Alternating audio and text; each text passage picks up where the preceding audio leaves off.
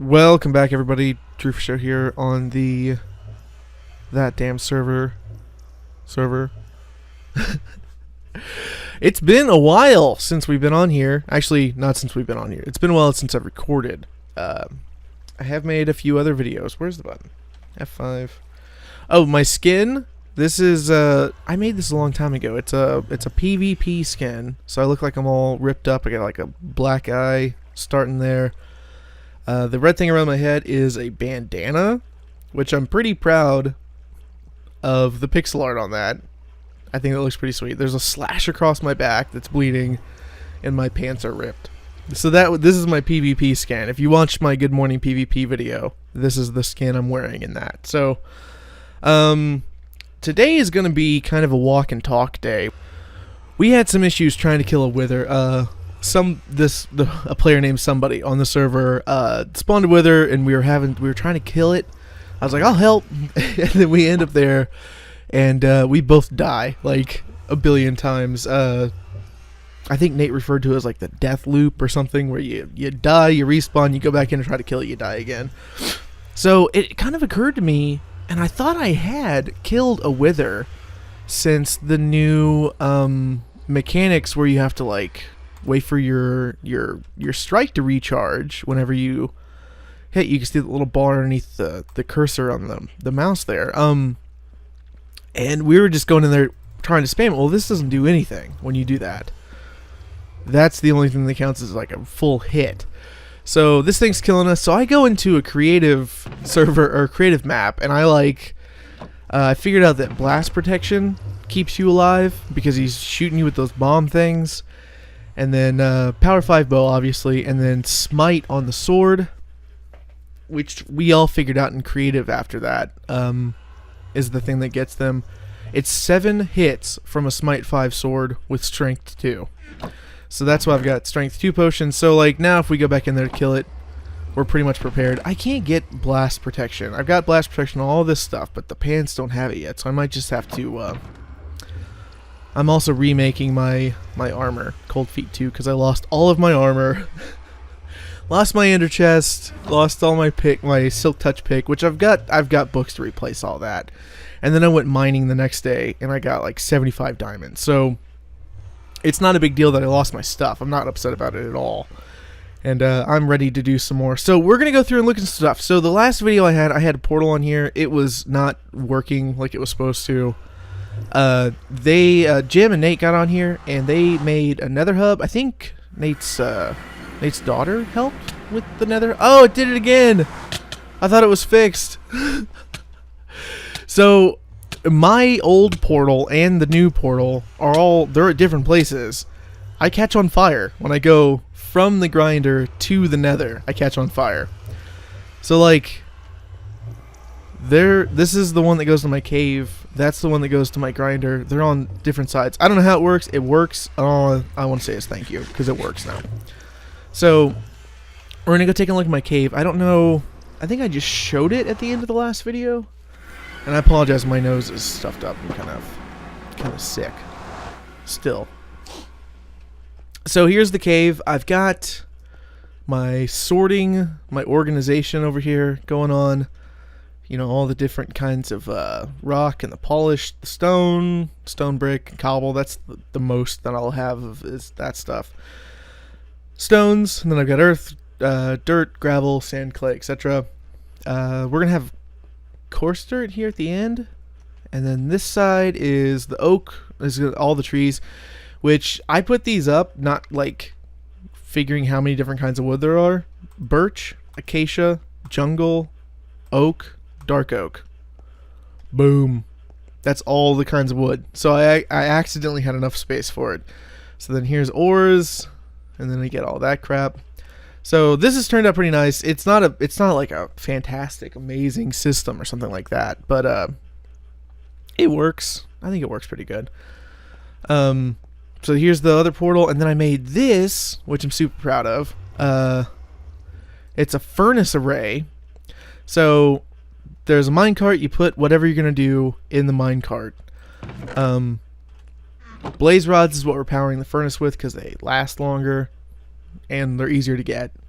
you don't have to use up coal. So the fuel, when I switch it this way, it goes and drops off the fuel to all the furnaces. And then it comes back. And when it's empty, I switch it to this. So then you switch it the other way to stuff.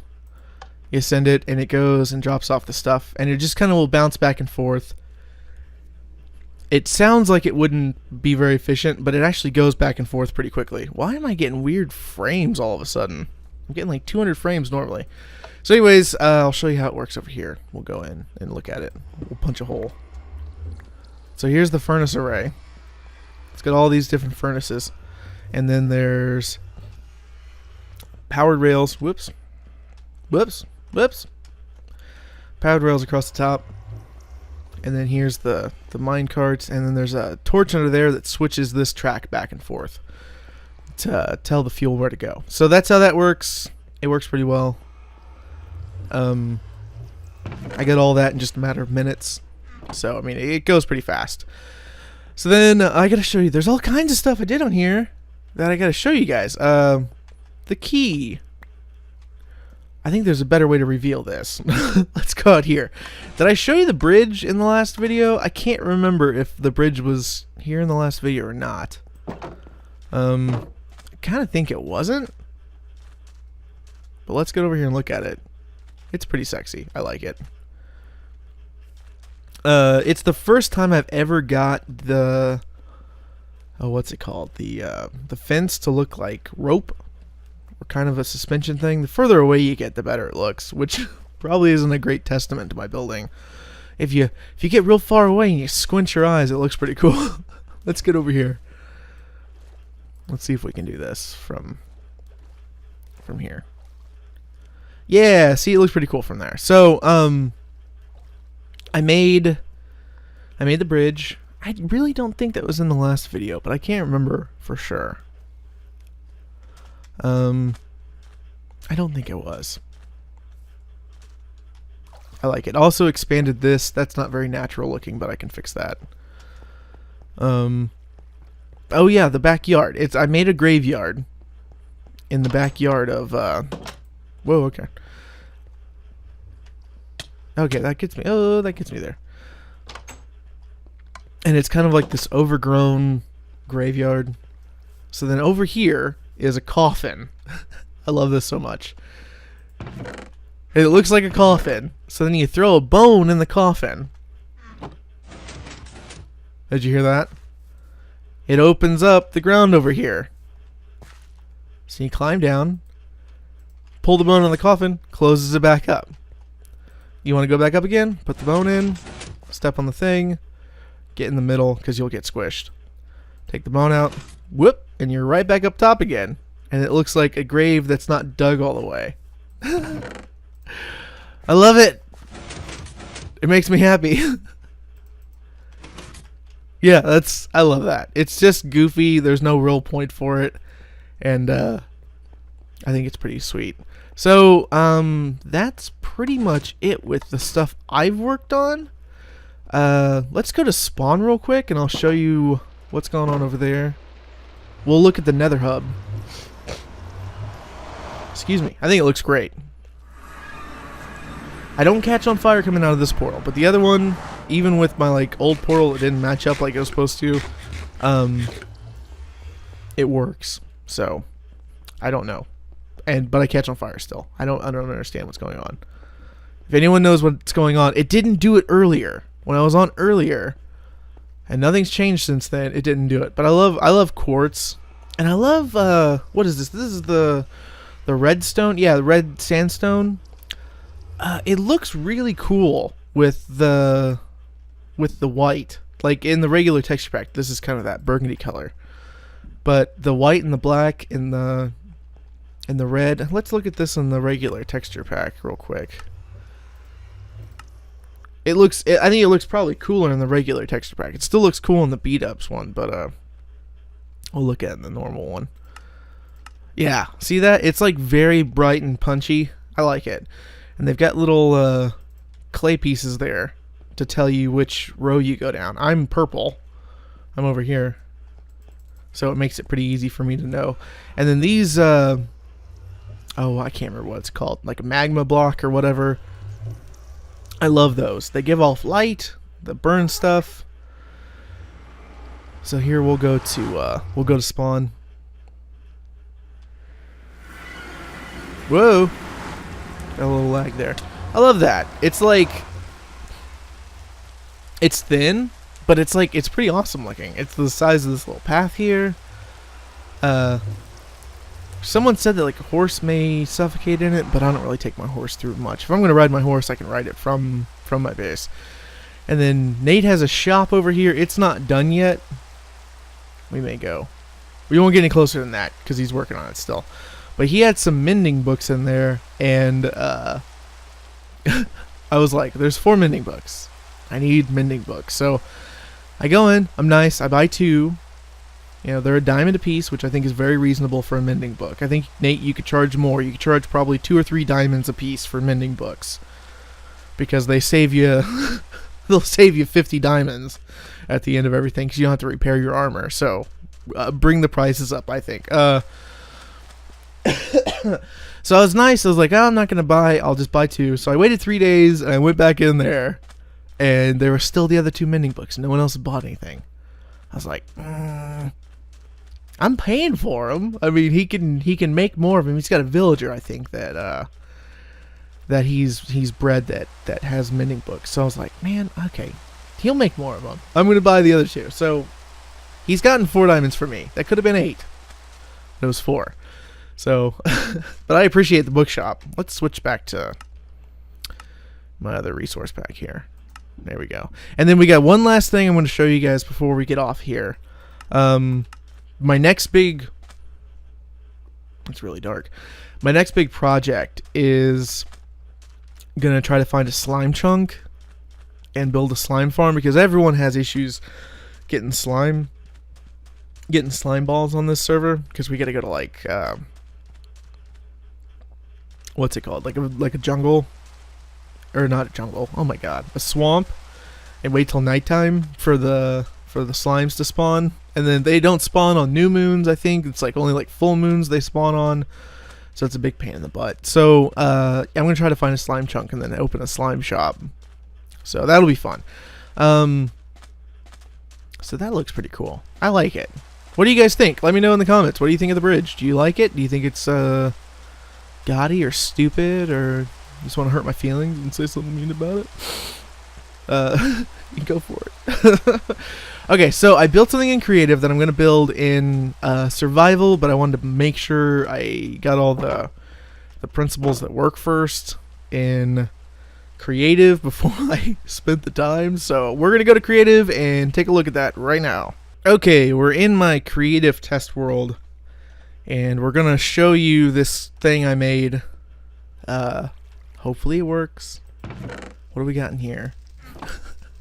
I have not tested this again, so we're gonna try to see if this works. So click, click, click. They fall down. They look like they fall into the cauldron. So watch, like it's gonna fall in there. You put a witch back there. Oh well, I broke it, and it looks cool. So if you heard the little piston move, it's thinking. So there's like I got a little system running here. You heard it move again. Watch this block here. When that light comes on, the potions are done. So we'll wait a second here, and then I'll show you all the other stuff that goes on. There you go. So the light comes on. It says it's ready. So I go over here. I push this button and listen.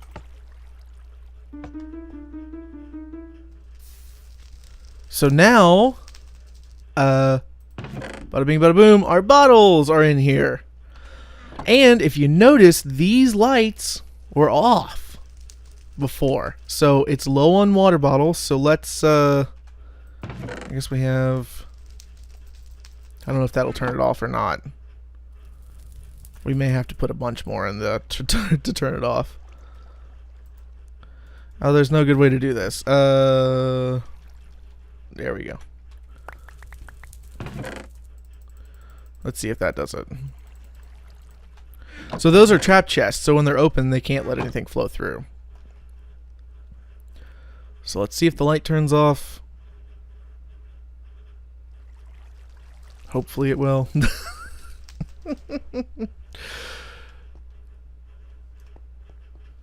Or maybe it's the other way around.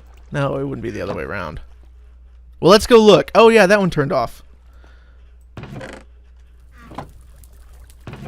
How does this not turn off? Anyways, we'll go look at it. So here, here is the system I made. And I'll explain the bits here pretty quickly. This is stupid. Don't pay attention to that. There's a better way to do it. So the bottles go down into the system here. Or the ingredients, I should say. The ingredients go down to the system. They go into the brewing stand. Well, when it goes through this, it fires a thing off. And as long as there is an item in here, it keeps this system, that torch off. So this hopper timer keeps going back and forth. And there are 20 seconds worth of items in here that go back and forth in this hopper timer. So when this system, this hopper here is empty, the torch comes back on, stops the system, sends the light, and says your potion's ready. So that's how that part of it works. That's the green wiring. So the blue wiring is the part that sends the bottles up to there when it's done, and then allows the water bottles. Is it not? Oh, okay, it's not full. Hold on. Let's do this then. Oh yeah, it does take 3. Boom, boom, boom, boom, boom, boom, boom, boom. Go into the hopper. Okay, the hopper's full. Okay, so now that light should be off. Yeah, there we go. So that little bottle light's off now. I forget it moves 3 up into that and takes 3 down there. So anyways, so this system, what it does is when I push the button, sends a signal through here, it unlocks this hopper, which allows... Oh no, it unlocks this hopper and this hopper, which allows the bottles to come out of the bottom. Because if you just put a hopper underneath the potion stand, it'll just automatically pull the bottles out before they're done. So you have to lock it. So when I do this, it inverts the torch, it unlocks this for long enough for 3 bottles to flow out. And that's it. So that's why you have to use the wooden button, because that's the perfect amount of time for 3 bottles to come out, and then it locks the hopper again. So it sends the signal through here on a delay, and then when it gets to here, it unlocks this one for long enough for 3 bottles to flow into the system. So now our potion stand goes from empty to being ready to go and fill again. And then over here is the system that the blaze powder goes into, because you have to have blaze powder inside the potion stands now. So then it's got repeaters. This is a comparator to tell if there's stuff inside this hopper, which there is. And then the repeaters just get it past this without interfering with any of this wiring, which I'll show you. And then that sends the signal up, and it gets inverted to turn that lamp off, because it means that it doesn't need any blaze powder. Hopefully this is this is making sense. So then this thing is an item elevator. Whenever an item goes in there, it sends a signal and pumps the stuff up through the torches turning on and off up into the chest. Oh wow, I keep punching stuff. And then over here the signal comes off the side and hits these 3 note blocks. Why didn't the first one go off? And the note blocks you have to put on dirt or wood, because that changes the sound. So then that's the whole thing. And this is the purple is the detector for if that hopper is full or not, to turn that light off. And then this part is where you push the button and it shoots the stuff out into the water stream that goes down there and falls in. So I had built one of these way over here, and This is what the wiring looked like. Just a complete mess. I had no idea what was going to where or doing what, and it's just ridiculous. So I had to kind of like reverse engineer this design that I made to figure out what the heck was going on to make the other one. But this one has a better system for deploying the items into the thing, into the stream. So the hoppers face down, or not hoppers, but dispensers face down. And then each one of these are set up not next to each other, so you can send the signal just one at a time to all of those different ingredients. And then over here, I think that was all the ingredients you needed to make any potion. And then over here I had a system set up so you push one button and you could program it to make potions automatically. So it would send a signal up, it would send the nether wart, and then the next one, and then the next one, based on the delays the repeaters were set on. But that system, the wiring was crazy, so I broke it. So you could like go over here, you push this one, that gives you a potion for swiftness. Or you push this one and that gives you a full made potion for fire protection, or whatever you wanted. So, and then it ran on the same system of sending the stuff up when you push the button, and then there was a witch in there and all that stuff. So we're gonna make this on the server, and I would kind of like to make it in a public place to say, hey, okay, bring your ingredients in, drop your ingredients where they need to go. We'll all work together to keep this thing filled, and then you just go over here and you push the buttons and it makes the potions come up, and it makes it super easy for everybody. Just everybody, it doesn't cost anything. Just put your items in, get it filled up. If you use something, replace it, whatever. But I think that would be something cool for the server to have. And, you get a little witch in there, you name it. So, and this wiring is much simpler than the mess I had over there. So that's going to be the end of the video for today. It's longer than I normally do. I've been trying to keep them under 15 minutes. This may be under 15 minutes. I'm not sure. Or 20 minutes. As long as it's around 20 minutes, I'm good. So, okay. If you enjoyed the video, make sure you hit the like button. If you really liked it, subscribe. Never going to forget any of these things. So I'm going to say bye and click the stuff on the screen, even on mobile, and it works. So, thank you very much for watching. Bye.